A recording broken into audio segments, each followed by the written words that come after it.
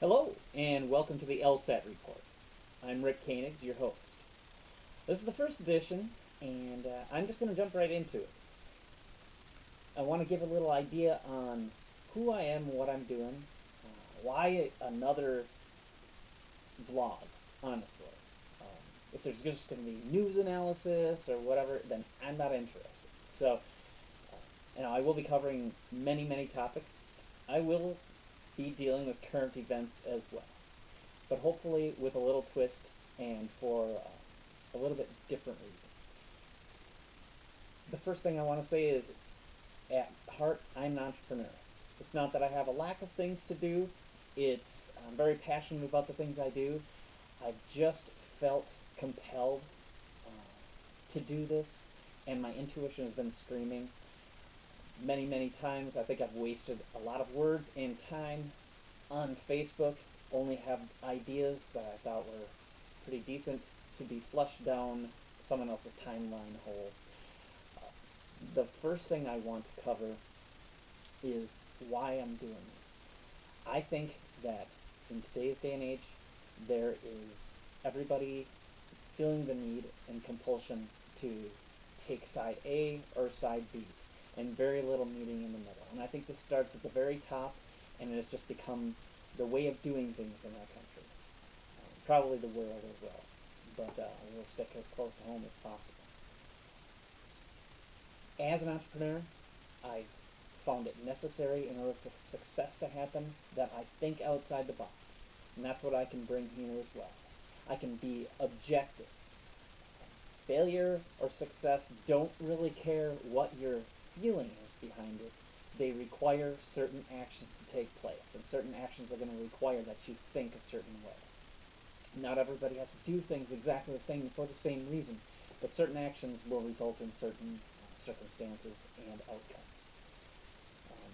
I am full believer in liberty, personal liberty.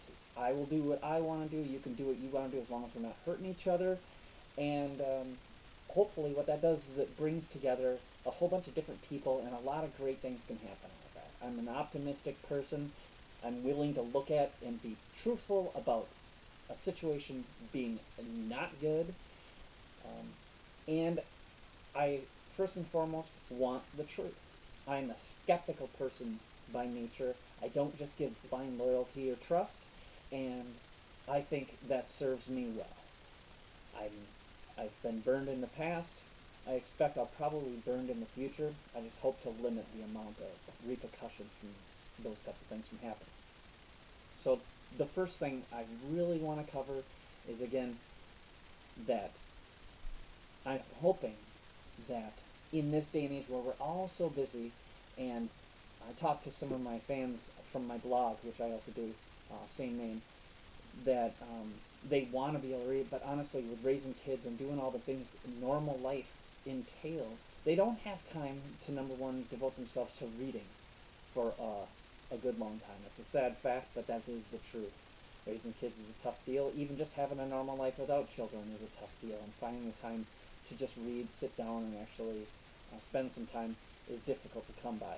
Secondly, to actually do any in-depth learning on a certain subject can be very difficult as well. I think that's one of the issues with our society and with things, how people kind of judge things how they have to be. That we'll need to potentially change in order for things to change, but hopefully what I can do is I can take some of the load off your shoulders and do some of that for you. I'm going to remain as objective as possible. I'm just going to break it down and go to the sources and things like that.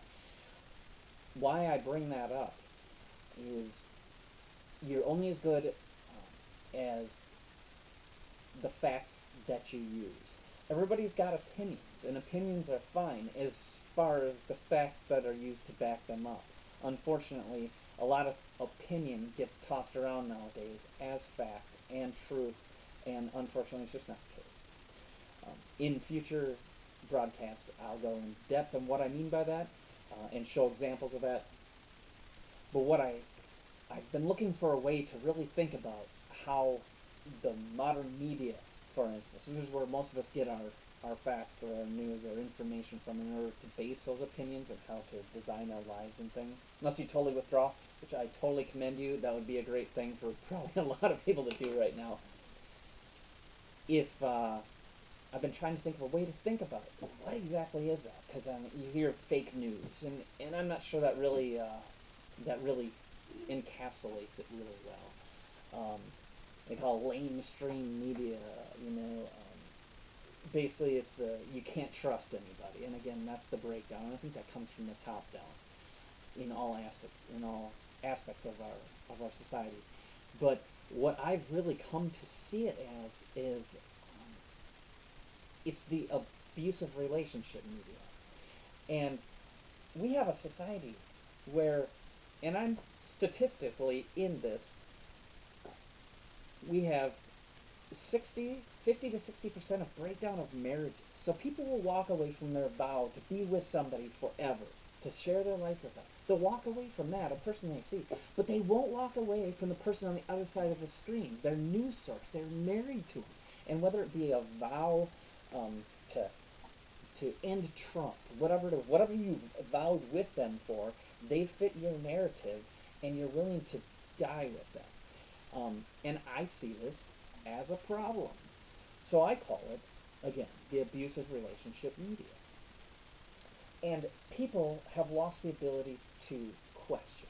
And I think it goes back farther. I think we're trained from an early age. I watch my children, and I try to counteract it to a certain point, but we're taught what to think. All the way through college, we're taught what to think, and we get stamps of approval whenever we show that we have been able to recite what we've been taught to think.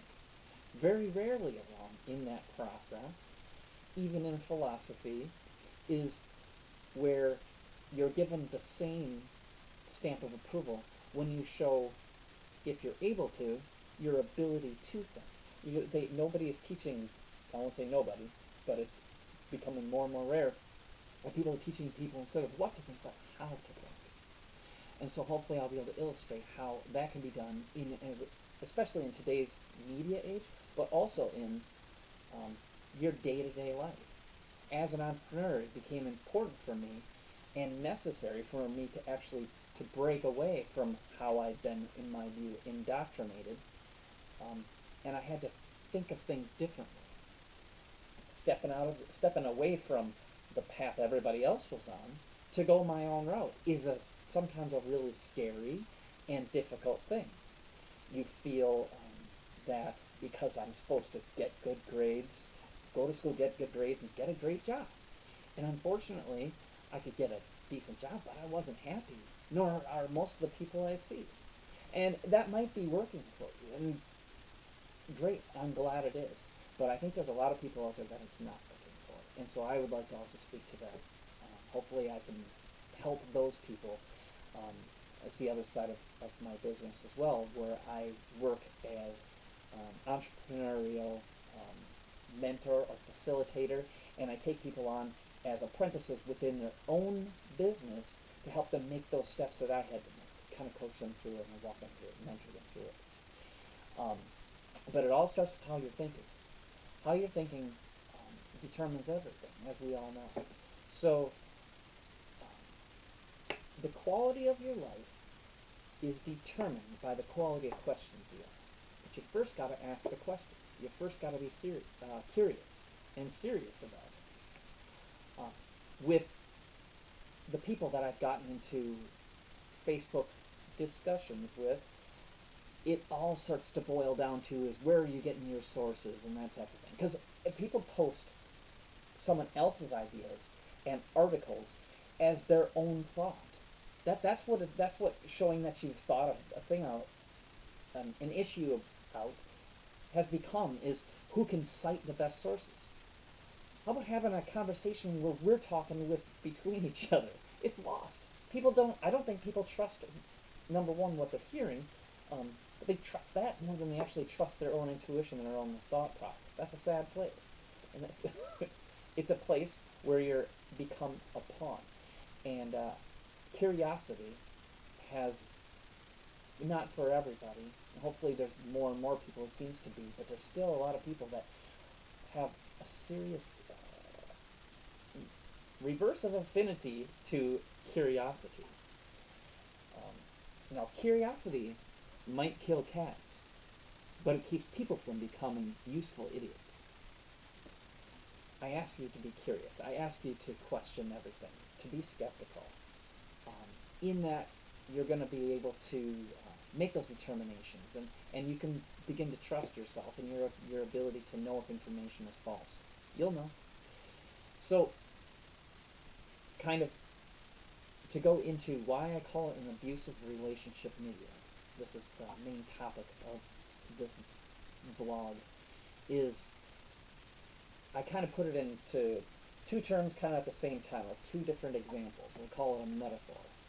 On one hand, you have the girlfriend who walks with you into an establishment, and before you know it, she has somehow gotten herself offended by the biggest dude in the bar. And she comes over to you and she says, "You can't believe what he just said to me.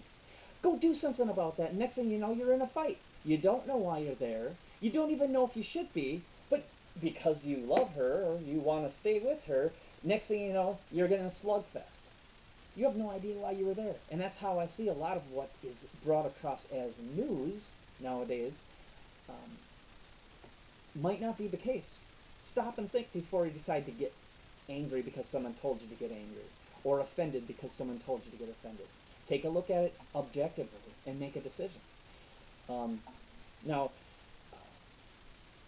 people will end those relationships, those vows, but over little things. And especially if it's lies. But there's plenty of proof out there that news organizations have been lying to people, yet they stay with them. It blows my mind why someone would do that. So, why are you going to stay with that person? And ultimately, what is their agenda? What do they want? Everybody has an agenda. I do, you do, your kids do. For certainly politicians and news organizations and religious institutions, everybody has an agenda. That's part of being human. That's not the problem. It's being able to identify where those things are coming from. Or worse yet, if someone's saying they're completely objective and lying to you that they don't have an agenda. I'd rather find someone that's upfront with their agenda and go with them. At least I can base what they're saying in that context. I have an agenda. I believe in not picking a side. I'm not going to be blindly loyal to anybody. Maybe that's jaded through life, whatever it is. There's certain people I'm going to trust more than others based upon how they've filled that picture, how the past has been, how many times they've told the truth to me, and I've become able to trust them. But I also believe anybody at any time has got the capacity to not tell you the truth, and hold them accountable to that. I value who I am enough and my loyalty enough to not just give it away. And I think if everybody were to do that, go through their life like that, holding people accountable to having to earn that loyalty and trust, things would turn out differently. People that vote one direction, as I have a D, they have a D, so I know I'm going to go that way. Or they have an R. Sorry to say, people haven't been working for you for a long, long time.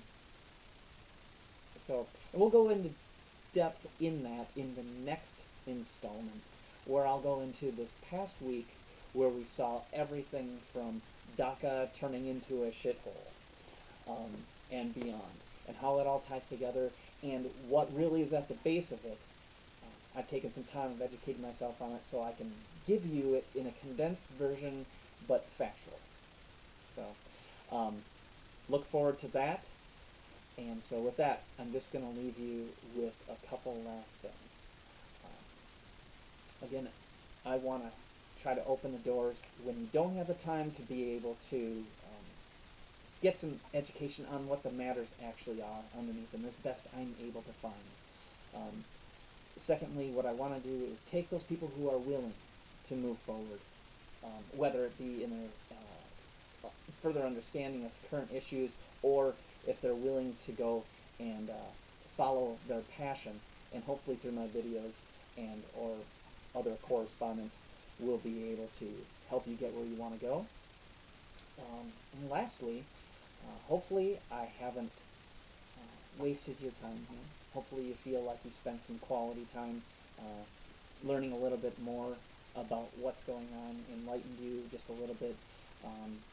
And if that's the case, what I'd like you to do is like, subscribe, and hit the little bell for notifications so it does actually register with the algorithms. And now, if you could just go ahead and do that right away, go ahead and like and subscribe. This isn't like the real world where your decision has to be final. And so if I fail to continue to earn your trust and your loyalty, you can just go ahead and unsubscribe at that point. At this point, it's hard to tell, I know, because we haven't really had that much time. If that becomes a case where you have to unsubscribe, there'll be no hard feelings or anything. But until next time, have a great day.